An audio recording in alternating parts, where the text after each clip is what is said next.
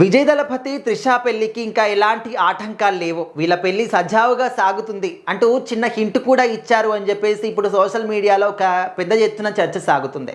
And చాలా రోజుల నుంచి కూడా వీళ్ళిద్దరి మధ్య ఏదో నడుస్తుంది అని చెప్పేసి సోషల్ మీడియాలో సినిమా వర్గాల్లో మాట్లాడుకుంటున్నప్పటికీ ఎవరు కూడా వీళ్ళ పేర్లని అధికారికంగా ప్రకటించడం కానీ వీళ్ళ గురించి మాట్లాడడం కానీ మనము చూడలేదు.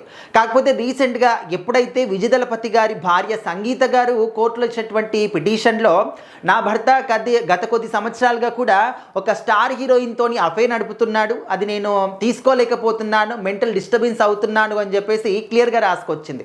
సో అప్పటికి అందరికీ కూడా ఒక డౌట్ వచ్చింది, అరే ఎవరు ఆ స్టార్ హీరోయిన్, ఎవరు మనం ఎక్కువగా చూసింది ఎవరిని అంటూ కొంతమంది నెమరేసుకుంటున్నారు, ఇంకొంతమంది ఆలోచించుకొని త్రిష గారి పేరు అన్నారు. సో తర్వాత ఏంటంటే వీళ్ళిద్దరూ కలిసి ఒక పెళ్లికి అటెండ్ అయ్యారు. ఇక్కడ కనిపిస్తున్నటువంటి ఫోటో కూడా అదే అనమాట.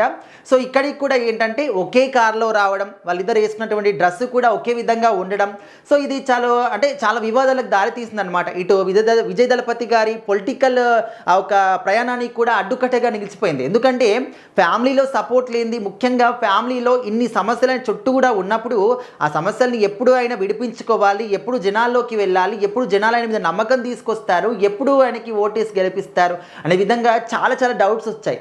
సో ఇప్పుడు ఏంటంటే అసలు వీళ్ళు పెళ్లి చేసుకుంటారు ఏంటి, అసలు ఎలాంటి ఆటంకం లేకుండా చేసుకుంటారు, దానికి హింట్ కూడా ఇచ్చారు అని చెప్పేసి మాట్లాడుకుంటున్నారు. ఆ హింట్ ఏంటి అంటే, సో మరి రీసెంట్గా వీళ్ళిద్దరికి సంబంధించినటువంటి ఫొటోస్ సోషల్ మీడియాలో డైలీ ఏదో ఒక రకంగా కనిపిస్తూనే ఉన్నాయి.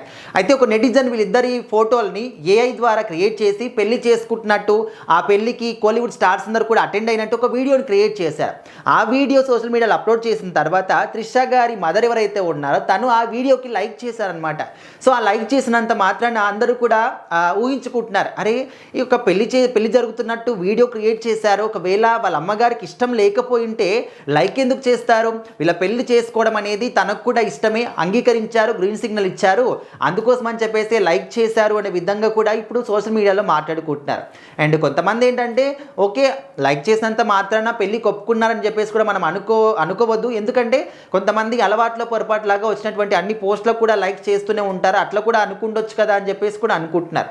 బట్ ఏదేమైనప్పటికీ కూడా త్రిష వాళ్ళ అమ్మగారు ఆ వీడియోకి లైక్ చేయడం అనేది చాలా వివాదంగా మారిపోయింది. వాళ్ళ పెళ్లి చేసుకోవడానికి వాళ్ళ అమ్మగారు కూడా ఒప్పుకున్నారు, ఎలక్షన్లు అయిపోయిన తర్వాత పెళ్లి కూడా చేసుకుంటారనే విధంగా కూడా మాట్లాడుతున్నారు.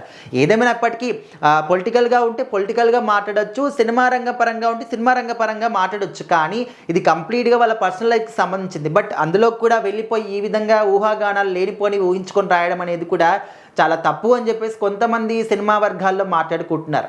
మరి చూడాలి ఇది ఎంతవరకు నిజంగానే వాళ్ళ ఇంట్లో వాళ్ళు ఒప్పుకున్నారా, నిజంగానే ఎలక్షన్స్ అయిపోయిన తర్వాత పెళ్లి చేసుకుంటారంటే దానికి 100% అవును అని చెప్పలేము, కాదు అని చెప్పలేము. బట్ మీరేమనుకుంటున్నారు ఈ యొక్క కాంట్రవర్సీకి ఖచ్చితంగా కామెంట్ చేయండి.